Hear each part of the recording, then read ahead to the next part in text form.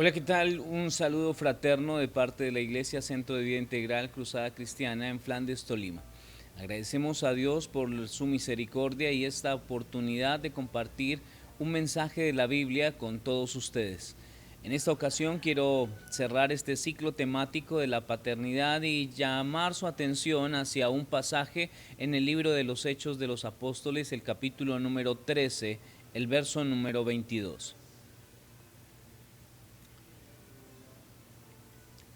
La Biblia dice: quitado éste, le levantó por rey a David, de quien dio también testimonio diciendo: he hallado a David, hijo de Isaí, varón conforme a mi corazón, quien hará todo lo que yo quiero. Qué tremendas palabras, y no de un hombre, de Dios para un hombre, no de una iglesia, sino del creador del universo, hablando así de un hombre, hablando de David, diciendo: un varón conforme a mi corazón. Y quiero hablar acerca de él precisamente, un varón conforme al corazón de Dios. En el mundo de hoy hay muchos valores que se han perdido. Y no solamente en el aspecto moral, en la vida cristiana se han perdido también valores y aspectos de la perspectiva bíblica que necesitamos recordar. Quizás, aunque podrá darse cuenta que muchas veces el hombre se enfoca, busca, planea y trata, pero tristemente fracasa vez tras vez, quizás es porque no anda conforme al corazón de Dios. La diferencia entre un hombre que quiere andar bien en sus fuerzas y uno que anda en el camino cerca de Dios es enorme. Se puede notar la gran diferencia entre un hombre que camina y teme a Dios y un hombre que camina y teme al hombre. Dios no quiere que temamos al hombre. Dios quiere que andemos rectamente delante de sus ojos. El Señor demanda que nosotros seamos varones, y no excluyo a las mujeres, porque también ellas deben andar conforme al corazón de Dios. Ustedes también tienen que buscar caminar todos los días con Dios, porque si algo va a hacer la diferencia en tu vida, sin duda alguna, es Dios. Y permítame decirle, Dios usando a un hombre es el que hace la diferencia en nuestra sociedad. Tenemos que buscar hacer la diferencia, caminar con Dios y andar más cerca de Dios para que Dios nos use cada día más y más. Ahora, el hombre perdido, el hombre sin Cristo, es un hombre que no agrada a Dios, y básicamente porque no existe Dios en su vida. Pero qué triste es que entre el pueblo de Dios exista varones que no andan conforme al corazón de Dios, que no desean andar de acuerdo a los criterios y estándares de Dios. Tenemos que entender que Dios quiere bendecir nuestra vida, Dios quiere usar nuestra vida, Dios quiere darnos sabiduría para andar en esta vida, pero Dios quiere honrarnos el día que estemos con Él en el cielo y que Él diga: bien, buen siervo y fiel. No sé usted, pero yo creo que no necesito más recompensa que escuchar esas palabras de Dios. Yo creo que la mejor paga que alguien pueda tener es el reconocimiento que Dios puede dar. Y qué importante es que la gente sepa a través de nuestra manera de conducirnos que hay un Dios verdadero, que verdaderamente cambia las vidas, que hay un Dios que sí hace la diferencia y que hay un Dios que sí puede transformar al más vil pecador en un hombre diferente, totalmente distinto, porque Dios puede hacer todo esto. Hay tres características de un caballero que la Biblia resalta y es nuestro deseo que esos rasgos distintivos estén en ti. No solo la convicción de la necesidad, sino en la práctica de nuestra cotidianidad. El primer aspecto se refiere a un varón que estorba el pecado en su familia. En Primera de Samuel, capítulo número 2, del verso 22 en adelante encontramos una interesante historia. Y la Biblia dice, pero Elí era muy viejo y oía de todo lo que sus hijos hacían con todo Israel y cómo dormían con las mujeres que velaban a la puerta del tabernáculo de reunión, y les dijo, ¿por qué hacéis estas cosas? ¿Por qué hacéis cosas semejantes? Porque yo oigo de todo este pueblo vuestros malos procederes. No, hijos míos, porque no es buena la fama que oigo yo, pues hacéis pecar al pueblo de Jehová. Si pecare el hombre contra el hombre, los jueces lo juzgarán, mas si alguno pecare contra Jehová, ¿quién rogará por él? Pero ellos no oyeron la voz de su padre. Ahora, el verso número 12 del capítulo número 3, en Primera de Samuel, dice, aquel día yo cumpliré contra Elí todas las cosas que he dicho sobre su casa, desde el principio hasta el fin. Y le mostraré que yo juzgaré su casa para siempre, por la iniquidad que él sabe, porque sus hijos han blasfemado a Dios y él no los ha estorbado. ¿Cuál fue el error? O quizás mejor, ¿cuál era su iniquidad? Porque sus hijos han blasfemado a Dios y él no los ha estorbado. Y qué triste que un padre deje a sus hijos hacer lo malo, los consienta, los cubra, o justifique, o los tape. No estás haciendo bien a tu hijo, lo estás dañando para toda su vida. ¿Sabe por qué hay delincuentes? Porque sus padres los dejaron hacer lo que ellos querían, porque no los detuvieron a tiempo, los dejaron avanzar y sin darse cuenta el pecado tomó ventaja en sus vidas.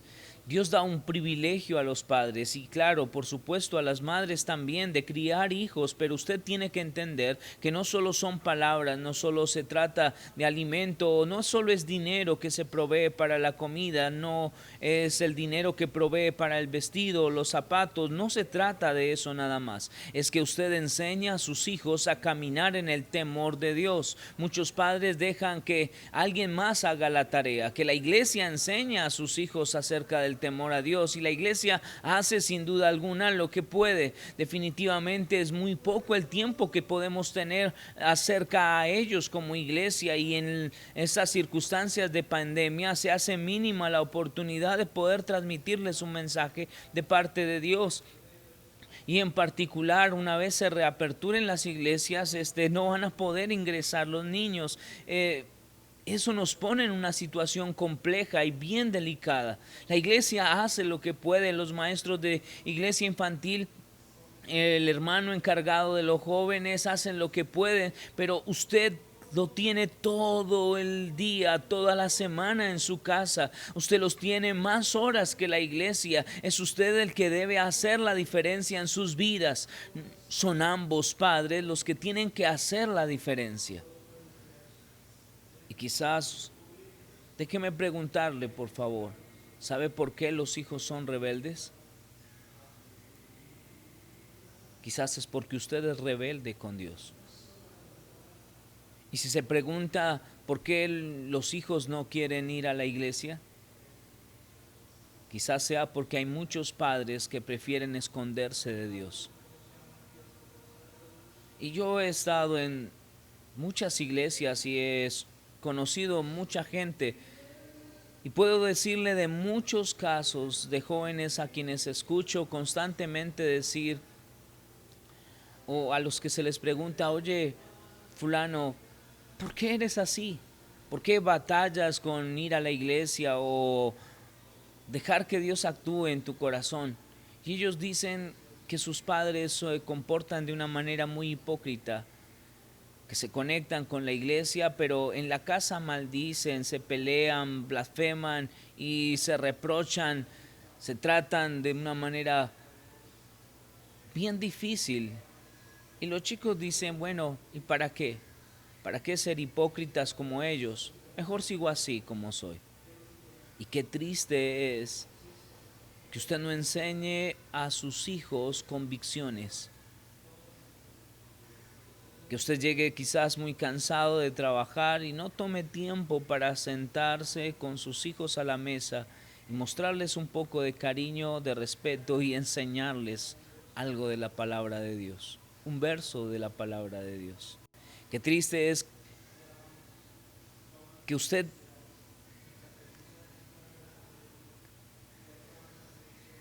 diga que camina con Dios, pero que sus hijos nunca lo hayan visto de rodillas orándole a Él.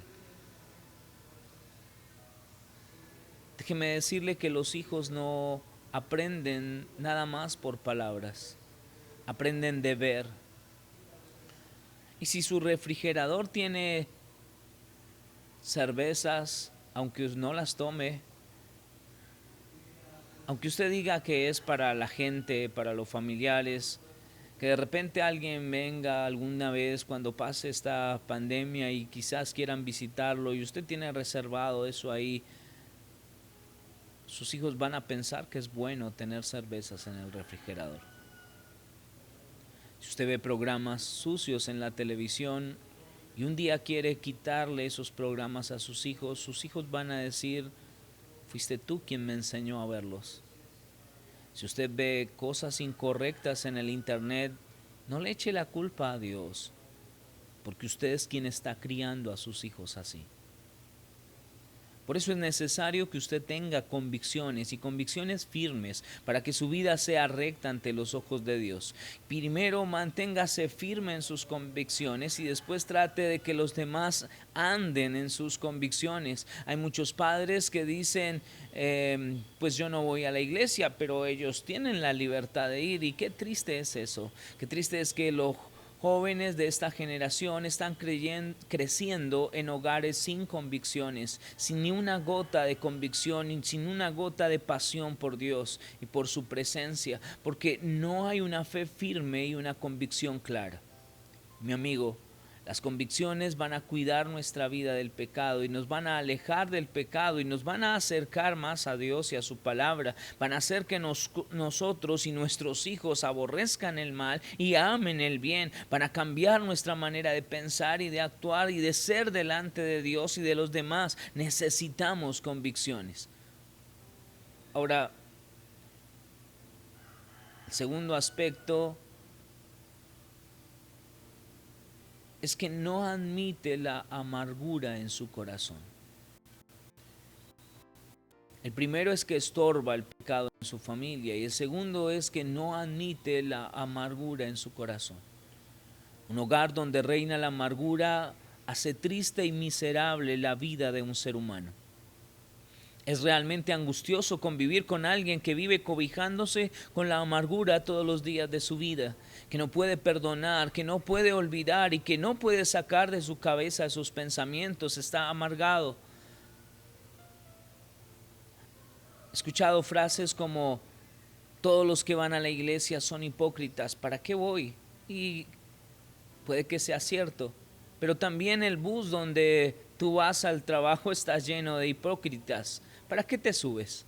También en el trabajo los hay, seguro que sí. ¿Para qué entonces vas a trabajar? O el hospital cuando vas a hacer una consulta porque estás enfermo, también traen hipócritas, seguro que sí. ¿Y para qué vas? Al trabajo vas aunque haya hipócritas porque a ti te conviene. Mandas a tus hijos a la escuela aunque esté llena de hipócritas porque a ti te conviene que aprendan algo. Pero ¿por qué te amargas contra Dios? Si le dices no voy a la iglesia porque son una partida de hipócritas. Permítame decirle algo, la verdad ni siquiera se trata de la hipocresía o no que haya alrededor. Estás amargado, hay un problema entre tú y Dios porque Dios te dice cosas que no te gustan y tú te enojas, te enfureces. Primera de Samuel capítulo 18 verso número 6 al 9 dice, y aconteció que cuando volvían ellos, cuando David volvió de matar al filisteo, salieron las mujeres de todas las ciudades de Israel cantando y danzando para recibir al rey Saúl, con panderos y con cánticos de alegría, con instrumentos de música, y cantaban las mujeres que danzaban y decían, Saúl Saúl hirió a sus 1000 y David a sus 10,000, y se enojó Saúl en gran manera y le desagradó este dicho y dijo: a David dieron 10,000 y a mí 1000. No le falta más que el reino. Y desde aquel día Saúl no miró con buenos ojos a David. Ahora déjeme preguntarle, ¿qué hizo David para que Saúl se enojara contra él? Las doncellas salieron a recibir fue a Saúl y cantaron para Saúl, y la victoria contaba para Saúl.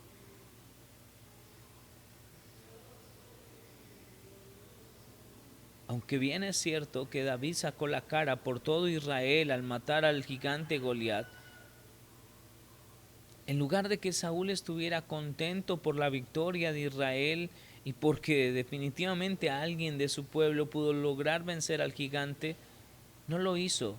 Y no lo hizo porque estaba amargado. Ahora la pregunta es quizás, ¿por qué se amargó? En este verso, y quiero que note este versículo porque ahí se encuentra donde Saúl, ¿por qué Saúl estaba enojado? ¿Por qué él estaba amargado? Primera de Samuel capítulo número 15, el verso número 22 al 23 dice: y Samuel dijo: ¿se complace Jehová tanto en los holocaustos y las víctimas como en que se aborrezca a las palabras de Jehová? Ciertamente el obedecer es mejor que los sacrificios y el prestar atención que la grosura de los carneros, porque como pecado de adivinación es la rebelión y como ídolos e idolatría la obstinación. Por cuanto tú desechaste la palabra de Jehová, él también te ha desechado para que no seas rey. Saúl estaba enojado porque le iban a quitar el reino, porque ya sabía que le iban a quitar su salario, porque ya sabía que no iba a tener autoridad sobre Israel, porque ya sabía que iba a perder todos los privilegios que tenía como rey. ¿Y cuántos cristianos se amargan contra otros hermanos o contra la iglesia, se amargan contra Dios porque hacen algo malo y alguien les reprende el pastor, o porque el pastor no lo reconoce, y se van enojados hablando mal de las personas? Cuida tu corazón, cuide su corazón de amargarse contra Dios. Usted tiene lo que tiene por la bondad y la misericordia de Dios. Él siempre ha sido bueno con usted y Él sigue amando su vida a pesar de su indiferencia y la dureza de su corazón, a pesar de que usted no le ama tanto como Él te ama a ti. ¿Por qué se amarga contra Dios? ¿Por qué usted desea como Aarón, María, como Datán, Coré y Abirán, que decían: ¿qué acaso Dios nada más habla por ti? También por nosotros. Y María, por andar metiéndose en lo que no debía, tuvo lepra. Y el mismo Moisés pidió que se la quitara. Moisés amaba a su hermana y por eso oró por ella. Gracias. Tenemos que cuidar nuestro corazón de amargarnos. No permita que la amargura penetre profundamente en su corazón. Saque la amargura, no le hace bien, daña su vida espiritual y su relación con Dios y su relación con otros. Usted ha dejado de leer su Biblia porque está amargado. Ya no ora como antes porque está amargado. Ya no se conecta con la iglesia y ya no busca aprender más de la palabra de Dios porque está amargado, amargado contra Dios. Y cualquier excusa es buena para no buscarlo. Pero déjeme decirle hoy, Dios quiere un varón que no admita la amargura en su corazón. No sea como esas personas que le mencioné. Mejor sea como David. Primera de Samuel capítulo 24, verso 1 al 6, dice que cuando Saúl volvió de perseguir a los filisteos, le dieron aviso diciendo: he aquí, David está en el desierto de Engadi. Y tomando Saúl 3,000 hombres escogidos de todo Israel, fue en busca de David y de sus hombres por las cumbres de los peñascos de las cabras monteses. Y cuando llegó a un redil de ovejas en el camino donde había una cueva, entró Saúl en aquella para cubrir sus pies, y David y sus hombres estaban sentados en los rincones de la cueva. Entonces los hombres de David le dijeron: he aquí el día que te dijo Jehová, he aquí que entrego a tu enemigo en tu mano y harás con él como te pareciere. Se levantó David y calladamente cortó la orilla del manto de Saúl. Después de esto se turbó el corazón de David, porque había cortado la orilla del manto de Saúl. Y dijo a sus hombres: Jehová me guarde de hacer tal cosa contra mi señor, el ungido de Jehová, y que yo extienda mi mano contra él, porque él es el ungido de Jehová. No lo cortó a él, cortó un pedacito de su ropa. Y David se estremeció. Le entró miedo y temor de Dios en su vida. ¿Qué estoy haciendo levantando la mano contra el hombre que Dios ha puesto? No levantemos la mano contra las personas que Dios pone en nuestras vidas como autoridades. Tenga temor de Dios en su vida. No levante la mano contra ellos ni su boca contra ellos. Dios quiere que nosotros cuidemos de desear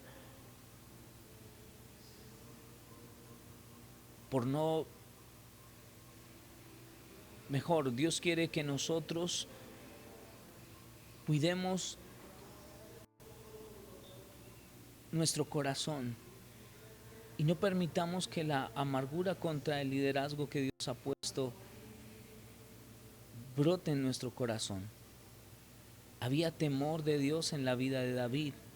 Él nunca deseó el puesto de Saúl, aunque él era el rey de Israel ante los ojos de Dios y había sido ungido como tal. David deseó dirigir la música. Nunca deseó ser el encargado de los jóvenes de Israel, más bien él apoyaba al que estaba encargado de los jóvenes en Israel. Ahora, un tercer aspecto, se trata de un varón que se humilla reconociendo ante Dios su pecado y suplicó por el perdón de ellos. Note esto, en el Salmo capítulo número 51, David expresa: ten piedad de mí, oh Dios, conforme a tu misericordia, conforme a la multitud de tus piedades, borra mis rebeliones, lávame más y más de mi maldad y límpiame de mi pecado, porque yo reconozco mis rebeliones y mi pecado está siempre delante de mí. Contra ti solo he pecado y he hecho lo malo delante de tus ojos, para que seas reconocido justo en tu palabra y temido por puro en tu juicio. He aquí en maldad he sido formado y en pecado me concibió mi madre. Aquí tú amas la verdad en lo íntimo y en lo secreto me has hecho comprender sabiduría. Purifícame con hisopo y seré limpio, lávame y seré más blanco que la nieve. Hazme oír gozo y alegría y se recrearán los huesos que has abatido. Esconde tu rostro de mis pecados y borra mis maldades. Crea en mí, oh Dios, un corazón limpio y renueva un espíritu recto dentro de mí. No me eches de delante de mí, ni quites de mí tu Santo Espíritu. Usted debe tener algo claro en mente y corazón. No hay nadie que no peque contra Dios. No hay una sola persona que no haya ofendido a Dios. Y déjeme decirle, pero para reconocerlo necesitamos humildad en el corazón, necesitamos humildad. Si usted no es humilde, la gente a su alrededor no se va a comportar de manera humilde. Si usted es altanero, toda su familia será altanera. Si usted no busca a Dios, su familia no lo hará. Si usted no confiesa sus pecados a Dios, menos los demás. Necesitamos humillarnos. Ahora, déjeme decirle algo para finalizar. Jesucristo puede perdonar tu pecado y cambiar tu vida entera para lo mejor. Dios dijo: no he venido a juzgar al mundo, sino a salvar al mundo. Juan capítulo 12, verso 47. Y de nuevo Jesús dice: porque no envió Dios a su Hijo al mundo para condenar al mundo, sino para que el mundo sea salvo por él. Juan 3, 17. Él no vino para condenarte, sino para salvarte. No importa los errores que hayas cometido. De repente alguien pudiese decir: bueno, yo no necesito ser salvo. Y déjeme decirle, claro que necesita ser salvo. Todo hombre necesita salvación. ¿Qué esperanza tienes si Jesús no te salva? Todo hombre necesita ser salvo, de lo contrario, solo hay una expectativa de un fuego eterno que jamás se consume. Jesús murió en la cruz para tomar tu lugar, para pagar tu pecado, para salvar tu alma. Tú dices, bueno, yo no necesito a nadie para salvar mi alma, y déjeme decirle, sí, lo he oído antes, de muchos ignorantes, uno tras otro. La Biblia dice el necio en su corazón, no hay Dios. Pero tú necesitas a alguien que te salve, a alguien que salva y redima tu alma. Yo lo necesité y lo necesito, y tú también. Es hora de que seamos realistas. Deja de fanfarronear, esto es serio, tu alma está en juego. Ven a Jesús, acércate a Él, no te condenará. Él dijo, no he venido a juzgar al mundo, sino a salvar al mundo. Juan capítulo 12, verso 47. He oído a gente decir, no, es que fulano pastor o el pastor Miguel es muy duro, es duro con la gente, es duro con las personas, es duro con los jóvenes. Ellos no me conocen, ellos no saben que yo oro por ustedes y lloro lágrimas delante de Dios por ustedes en cada noche. Pero Jesús es mucho mejor que yo, es mucho mejor que el pastor y lo que el pastor pudiese ser jamás. Él fue a la cruz, Él murió y sangró y murió por ti, sufrió por ti y derramó su sangre para que tu pecado pudiera ser limpiado y tú pudieras ser salvo, y resucitó de entre los muertos para darte vida, la vida eterna. Jesús dijo, al que viene no le echo fuera. Juan capítulo 6, verso 37. Si vienes a Él, Él perdonará tu pecado, salvará tu alma y te dará una vida completamente nueva. Mi amigo,